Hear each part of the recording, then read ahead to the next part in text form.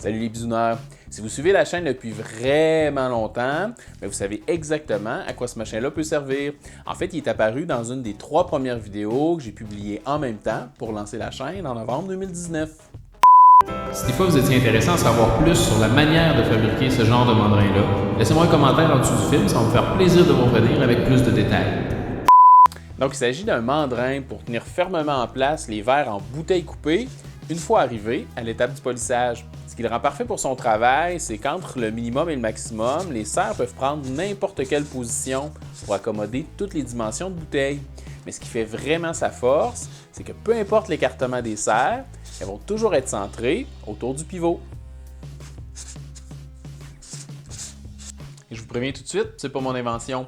Même si je pense pas avoir jamais vu ailleurs la variante à longue serre qui permet d'agripper des verres pour le polissage, 99% du mandrin est fabriqué à partir du design de M. Leslie Longworth, qui s'est attaqué avec succès à la fin des années 80 à la complexité de la prise au tour à bois d'un bol quand il fallait tourner le fond en s'agrippant au pourtour de la pièce.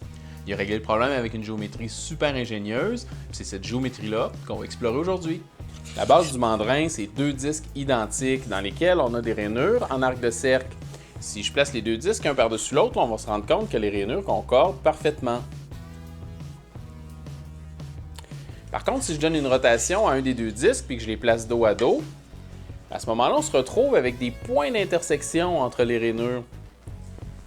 Si je place un pivot à l'intérieur, que je donne une rotation à un disque par rapport à l'autre, là, on se rend compte que le point d'intersection va se déplacer, puis se rapprocher ou s'éloigner du centre de rotation. Finalement, en plaçant des serres au travers de ces points d'intersection-là,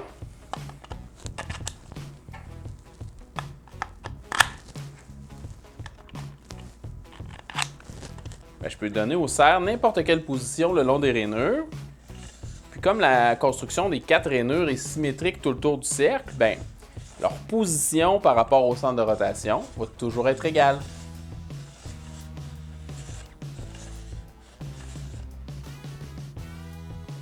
C'est possible de fabriquer le mandrin à la main, entre guillemets, avec un crayon, un bon compas puis une toupie. Je vous laisse dans la description un lien vers un article qui explique le processus.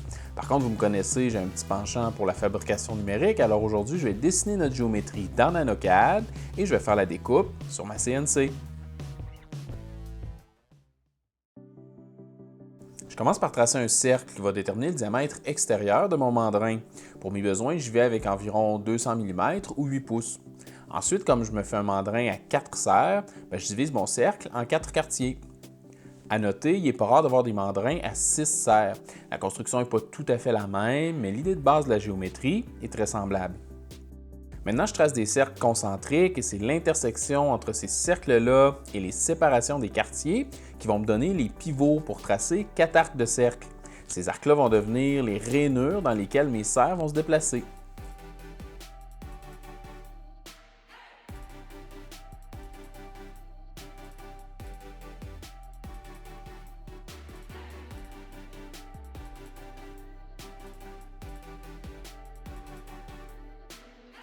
J'ajoute le trou central pour l'axe de rotation du mandrin et quelques trous entre les rainures pour faciliter la manipulation du mandrin.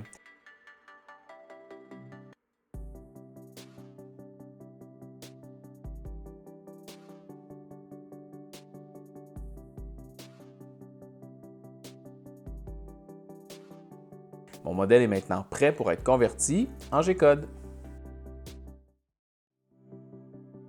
Pour ça, j'utilise la version gratuite d'Easel qui est amplement suffisante pour mon modèle assez simple. Je commence par paramétrer mon espace de travail en fonction de la pièce que je vais découper. Aujourd'hui, je vais utiliser du contreplaqué de 16 mm d'épaisseur dont j'avais une retaille sous la main. Par contre, le mandrin est assez flexible sur les matériaux qu'on peut utiliser, contreplaqué, MDF, mélamine, tout ce qui est assez rigide puis relativement plat. Et comme ça n'en demande pas une grande quantité, c'est un projet idéal pour rentabiliser nos retailles. Je suis rendu à importer le fichier DXF que j'ai généré dans NanoCAD. Pour chacun des vecteurs, j'assigne une profondeur de coupe et je laisse savoir à Isa si je veux que l'outil passe à l'intérieur, à l'extérieur ou en plein centre du trajet. Je peux aussi spécifier des évidages pour les formes qui ne vont pas traverser la pièce sur toute son épaisseur. Pour éviter que la pièce se mette à bouger avant la fin de l'usinage, je demande à Isa de laisser quelques languettes autour de mes disques. Ces languettes-là ne seront pas coupées par l'outil pour que la pièce garde sa place, mais vont être super faciles à couper ensuite pour libérer nos morceaux.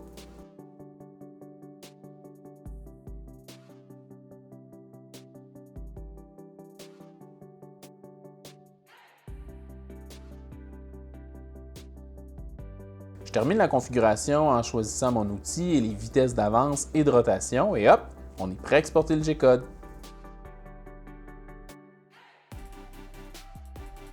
À partir de là, il ne reste plus qu'à fixer ma pièce de travail à la table de ma CNC et à laisser le robot terminer le travail.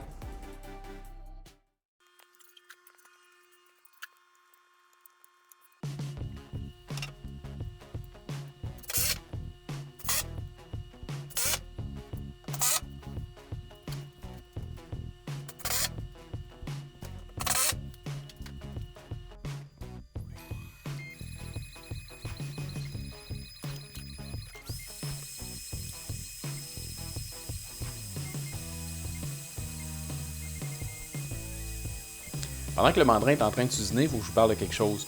J'essaie de faire de la bisounerie une source d'inspiration et d'information en français pour vous aider à réussir vos projets de fabrication numérique. Et pour réussir cette mission-là, j'ai besoin de rejoindre le plus grand nombre de personnes.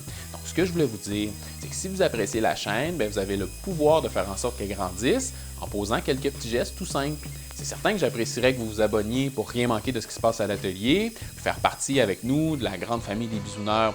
Mais les 3 choses les plus faciles et les plus aidantes que vous puissiez faire, c'est de laisser un pouce en l'air sous la vidéo, de la regarder jusqu'à la fin, puis de rester sur YouTube ensuite. Ces 3 choses-là vont faire en sorte que YouTube va proposer la vidéo au plus grand nombre de gens possible. D'ailleurs, aujourd'hui, si vous restez jusqu'à la fin, j'inaugure une nouvelle habitude que je vais prendre, de vous laisser sur mes 2 suggestions de la semaine pour des vidéos super intéressantes que vous ne voudrez pas manquer après avoir terminé celle-ci. Restez là!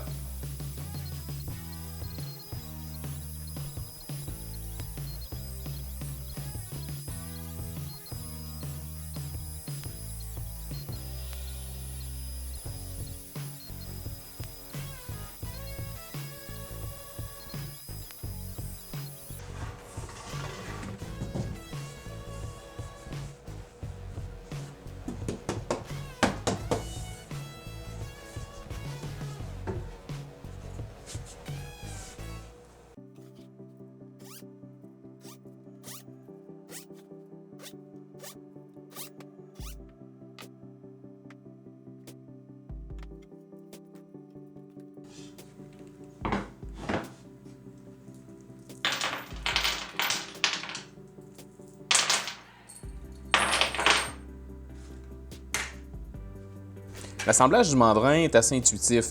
J'assemble la quincaillerie et je commence par assembler les serres en insérant dans le boulon une rondelle de caoutchouc.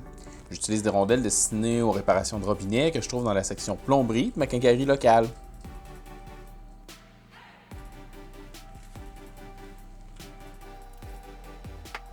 Ensuite, il suffit de placer les disques dos à dos, d'insérer le pivot central et d'insérer les serres dans les intersections entre les rainures des disques et le tour est joué.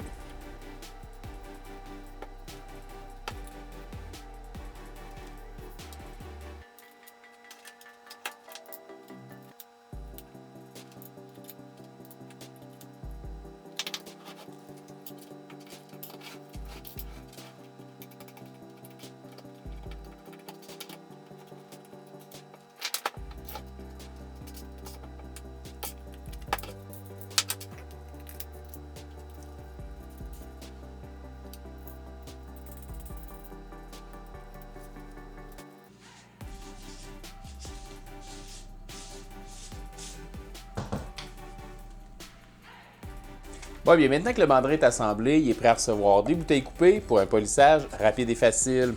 Si vous voulez voir ça en action, je vous conseille d'aller jeter un coup d'œil à ma première suggestion de la semaine, ma propre vidéo de novembre 2019 où je vous montre toute ma routine pour passer d'une vieille bouteille à un verre fantastique.